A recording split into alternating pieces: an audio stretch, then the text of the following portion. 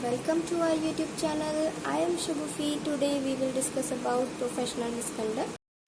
तो जैसे कि हम इसके नेम से बता सकते हैं प्रोफेशनल मिसकंडक्ट को लेके कि प्रोफेशनल मिसकंडक्ट क्या होता है। कुछ हम जैसे किसी प्रोफेशन में हैं, ठीक है, और उसमें हम कुछ मिसकंडक्ट कर रहे हैं, कोई गलत तरीके से उसका यूज कर रहे हैं अपने प्रोफेशन का, वो होता है प्रोफेशनल मिसकंडक्ट। अब उस चीज को हम लीगल उस फील्ड में देखेंगे यहाँ पे। So professional misconduct means dereliction of duty relating to legal profession. ठीक है, यहाँ पे हम अपनी ड्यूटी को क्या कर रहे हैं, त्याग रहे हैं, अपनी ड्यूटी को परफॉर्म नहीं कर रहे, ठीक है, रिलेटिंग टू लीगल प्रोफेशन से रिलेटिंग। अदर मिसकंडक्ट ये है means a conduct not directly connected with the legal profession. So other misconduct का मतलब ये है कि कोई ऐसा मिसकंडक्ट जो कि किसी प्रोफेशन जैसे कि लीगल प्रोफेशन से डायरेक्टली कनेक्टेड नहीं है, तो वो अदर मिसकंडक्ट की डेफिनेशन में आता है। सो प्रोफेशनल मिसकंडक्ट और अदर मिसकंडक्ट आई होप आपको समझ में आ गया होगा। Under section 35 of the Advocates Act में ये डिफाइन किया गया है कि an advocate is punishable not only for professional misconduct but also for other misconduct. वो सिर्फ प्रोफेशनल मिसकंडक्ट के लिए पनिशेबल नहीं होगा, बल्कि और अदर मिसकंडक्ट के लिए भी हो सकता है एज अ पर्सन।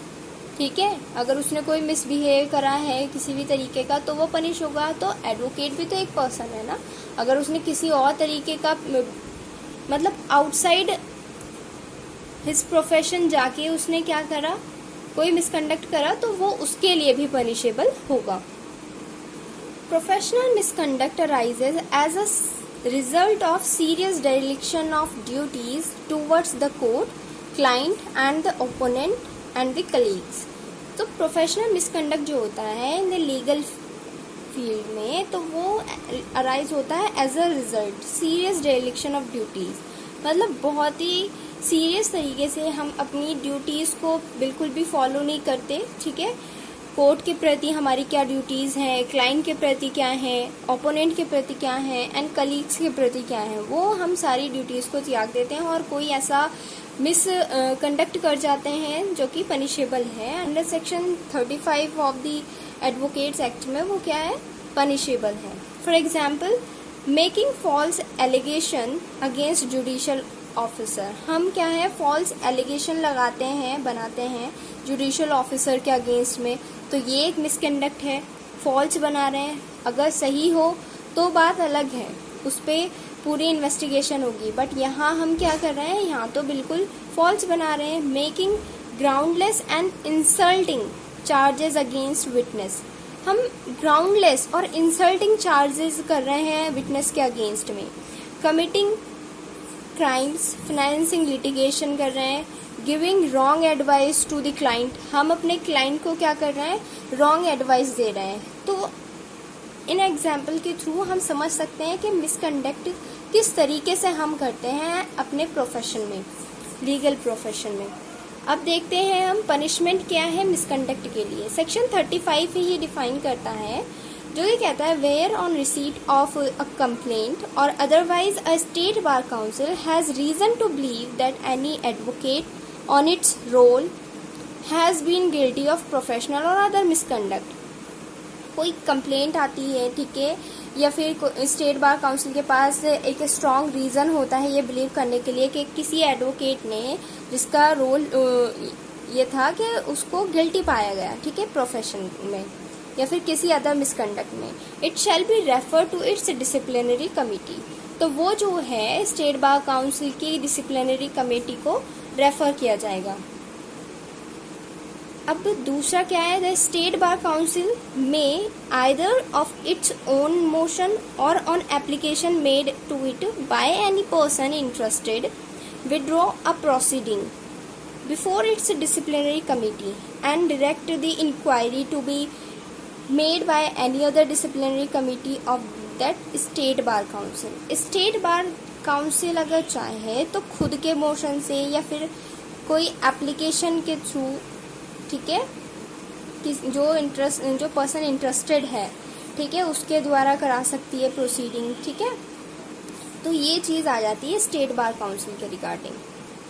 अब डिसिप्लिनरी कमेटी क्या करेगी स्टेट बार काउंसिल की, वो फिक्स करेगी एक डेट, किसके लिए, हियरिंग ऑफ द केस के लिए, and shall cause a notice thereof to be given to the advocate concerned and to the advocate general of the state। और इसके रिगार्डिंग वो एडवोकेट को नोटिस देगी, ठीक है, और advocate general of the state को भी नोटिस देगी। थर्ड है आफ्टर बीइंग हियर्ड, मतलब केस की सुनवाई होने के बाद, may make any of the following orders.